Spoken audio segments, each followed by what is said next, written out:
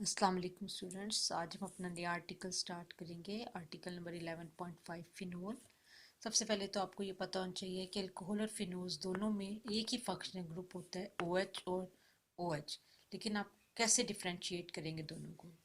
याद रखें कि अल्कोहल्स की दो टाइप्स होती हैं, एलिफेटिक अल्कोहल और number 2 aromatic alcohol. Aliphatic alcohol में OH ग्रुप किसी अल्काइल चेन के साथ अटैच होता है, जैसे कि ये मिथाइल अल्कोहल है और ये इथाइल अल्कोहल है। यहाँ पे एक कार्बन की चेन है, यहाँ पे दो कार्बन की चेन है।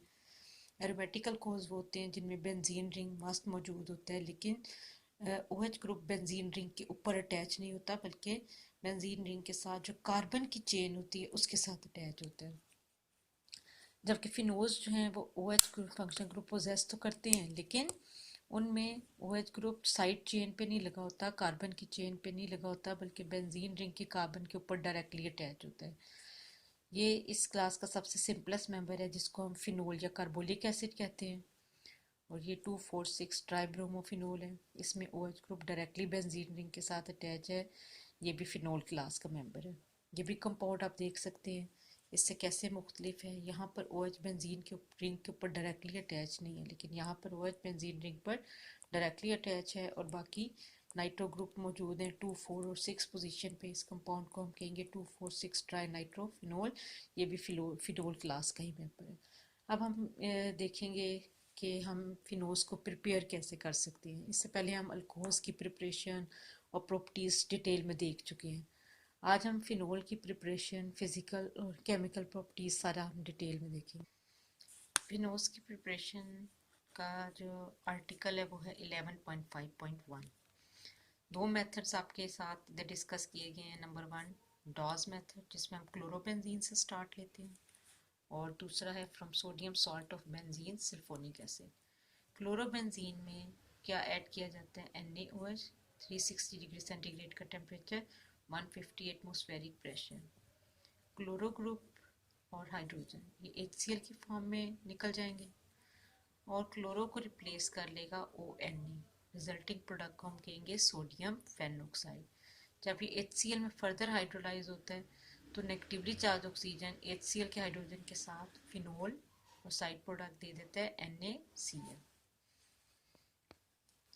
दूसरे मेथड में हम बेंजीन सल्फोनिक एसिड का फार्मूला होता है SO3H, लेकिन जब हम उसके सोडियम सॉल्ट की बात करते हैं तो H की जगह Na आ जाएगा। सोडियम सॉल्ट और बेंजीन सल्फोनिक एसिड को ट्रीट किया जाता है 2 मोल्स NaOH के साथ। 320 डिग्री सेंटीग्रेड का टेम्परेचर होता है। सोडियम हाइड्रोक्साइड का Na और SO3Na ग्रुप ये सोडियम सल्फाइड की फॉर्म में अलग हो जाएंगे। एक सोडियम NaOH से आएगा और एक Na यहाँ पे मौजूद है Na2SO3। इस कंपाउंड को कहेंगे सोडियम सल्फाइड। सोडियम हाइड्रोक्साइड का OH और H वाटर की फॉर्म में अलग हो जाएंगे, और बाकी जो ONa है ये यहाँ पे भी वही प्रोडक्ट देगा जो भी मैंने ऊपर आपको बताया है, सोडियम फेनोक्साइड, जो वाटर में हाइड्रोलाइज होने के बाद फिनोल और NaCl आपको देगा। जब हम इसकी फिजिकल प्रॉपर्टीज़ की बात करते हैं तो वो इसमें क्या क्या है वो हम देख लेते हैं।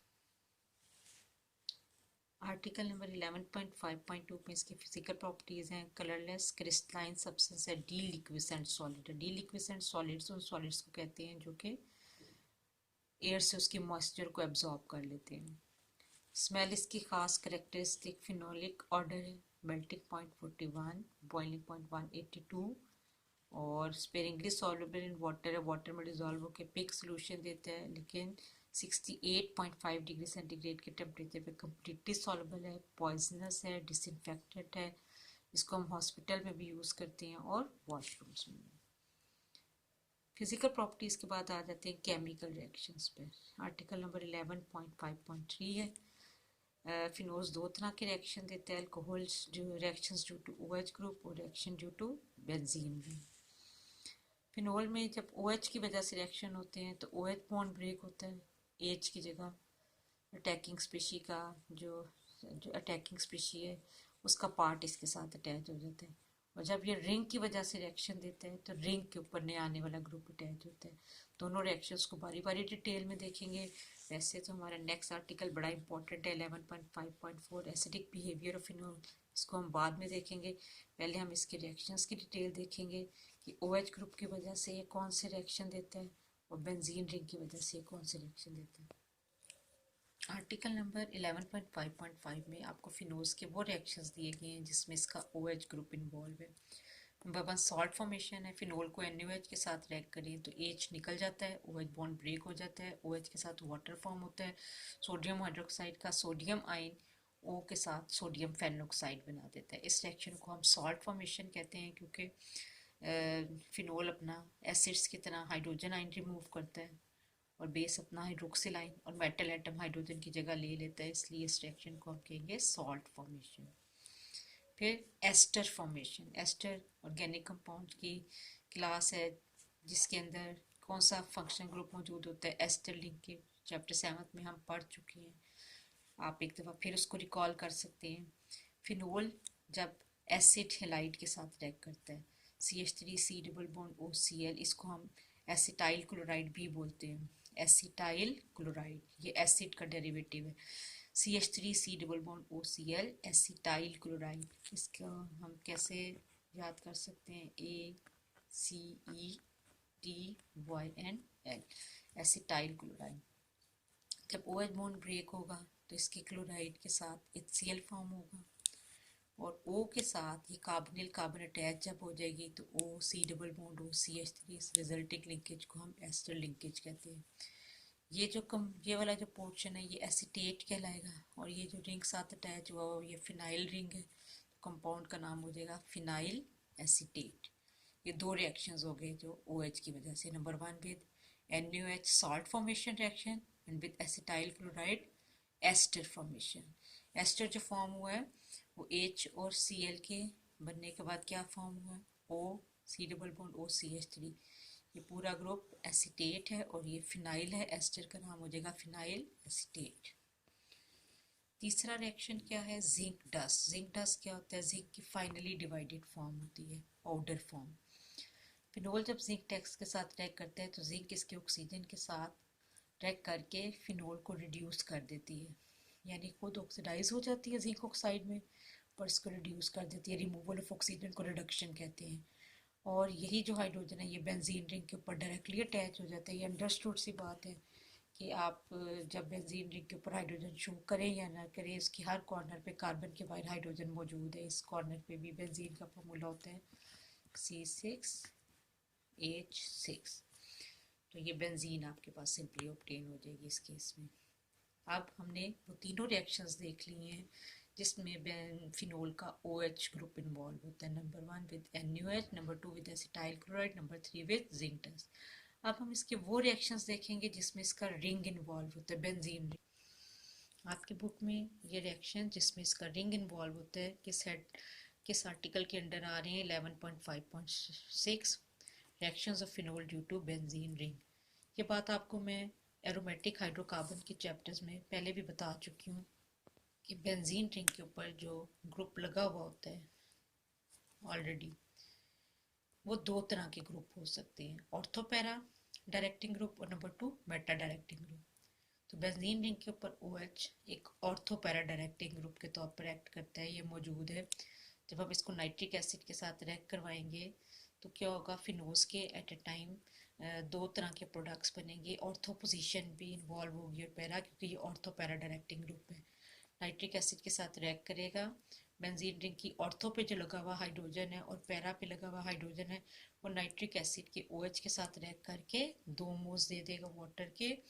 और फिनोल दो तरह के प्रोडक्ट्स देगा आपको, एक वो जहाँ पर नाइट्रो ग्रुप ऑर्थो पोजीशन पर आ जाएगा और दूसरा वो देगा जिसमें उसकी पैरा पोजीशन पे। मैंने दोनों आपको बताए हुए नीचे कि किस तरह से ये प्रोडक्ट बनेगा। नाइट्रिक एसिड को हम अगर स्प्लिट करके लिखें तो H2NO2 लिख सकते हैं।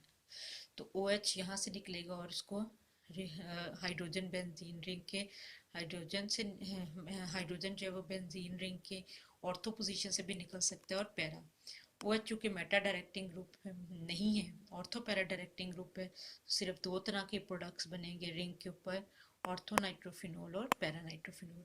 ये रिएक्शन जो है वो रूम टेम्परेचर पे होगा तो ये दो प्रोडक्ट्स बनेंगे, लेकिन अगर हम कंसनट्रेटेड नाइट्रिक एसिड लेते हुए हाई टेम्परेचर का इस्तेमाल करें तो आपका जो प्रोडक्ट है उसमें दोनों की दोनों ऑर्थो और पैरा पोजीशन दोनों इन्वॉल्व हो जाएंगी और आपके पास 2,4,6 ट्राई नाइट्रोफिनोल ऑब्टेन होगा। फिनोल का 1 मोल है और 3 मोल्स नाइट्रिक एसिड के। ऑर्थो ऑर्थो और पैरा सब पोजीशन से एक एक हाइड्रोजन निकल जाएगा और तीनों नाइट्रिक एसिड से OH 3 मोल्स वाटर के और 2,4,6 ट्राई नाइट्रोफिनोल। तो ये आपने कंडीशन याद रखनी है कि नाइट्रिक एसिड कंसनट्रेटेड फॉर्म में है और ये रिएक्शन रूम टेम्परेचर 25 पर होने के बजाय हाई टेम्परेचर पर हो रहा है। उसके बाद अगले रिएक्शन की बात करेंगे सल्फोनेशन, ये भी उसी कैटेगरी में आता है जिसमें बेंजीन रिंग के ऊपर नया आने वाला सल्फोनिक एसिड ग्रुप इंट्रोड्यूस होगा। OH अगेन वही बात है कि इसके 2 मोल्स यूज होंगे। ये ऑर्थो पे भी हाइड्रोजन को रिप्लेस करके उसकी जगह SO3H की जगह देगा और पैरा पे भी। सल्फोनेशन कहती है उन रिएक्शन को है जिसमें बेंजीन रिंग के हाइड्रोजन की जगह SO3H ग्रुप ले ले।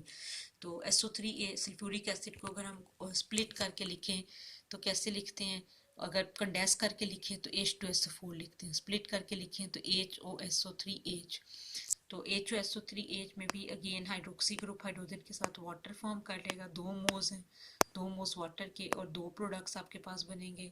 SO3H ग्रुप ऑर्थो पे आ गया था, ortho hydroxy benzene sulphonic acid बन जाएगा। और अगर पैरा पोजीशन पे आ गया तो फिर हम क्या कहेंगे, para hydroxy benzene sulphonic acid बने। इसी कैटेगरी के अंडर जो अगला रिएक्शन है वो हेलोजनेशन है। फिनोल जो है वो 3 मोल्स ब्रोमीन के साथ, ब्रोमीन Br2 होता है, अगर हम इसको स्प्लिट करके लिखें तो Br सिंगल बॉन्ड Br भी लिख सकते हैं। At a time 3 moles bromine के यूज़ हो रहे हैं, दोनों के दोनों ऑर्थो पोजीशन और पैरा, सब के सब से हाइड्रोजन निकल जाएगा, 3 मॉलिक्यूल्स HBr के बनेंगे और बाकी जो 3 ब्रोमीन है वो हाइड्रोजन की जगह ले लेंगे, दोनों की दोनों ऑर्थो और पैरा पोजीशन जो है वो ब्लॉक हो जाएंगी, 2,4,6 ट्राई ब्रोमोफिनोल। ये जो प्रोडक्ट है याद रहे किस फॉर्म में अपीयर होता है, वाइट PPT की फॉर्म में। फिर नेक्स्ट रिएक्शन की बात करते हैं, इसमें भी फिनोल का रिंग इन्वॉल्व होता है। फिनोल के अंदर 3 अल्टरनेटिव पाई बॉन्ड मौजूद होते हैं, ये 3 मोल्स हाइड्रोजन को ऐड कर सकते हैं। निकल 150 डिग्री सेंटीग्रेड टेम्परेचर पर सैचुरेटेड कंपाउंड ऑब्टेन हो जाएगा। सैचुरेटेड कंपाउंड जब बनेगा तो ये साइक्लोहेक्सेन का डेरिवेटिव बन जाएगा, साइक्लोहेक्सानोल। अब हम इसे फिनोल नहीं कहेंगे क्योंकि एरोमेटिक रिंग यहाँ पे डिस्ट्रॉय हो चुका है। एक और रिएक्शन जिसमें फिनोल का बेंजीन रिंग इन्वॉल्व होता है वो है रिएक्शन विद फॉर्मल्डिहाइड। फॉर्मल्डिहाइड का फॉर्मूला होता है HC डबल बॉन्ड OH।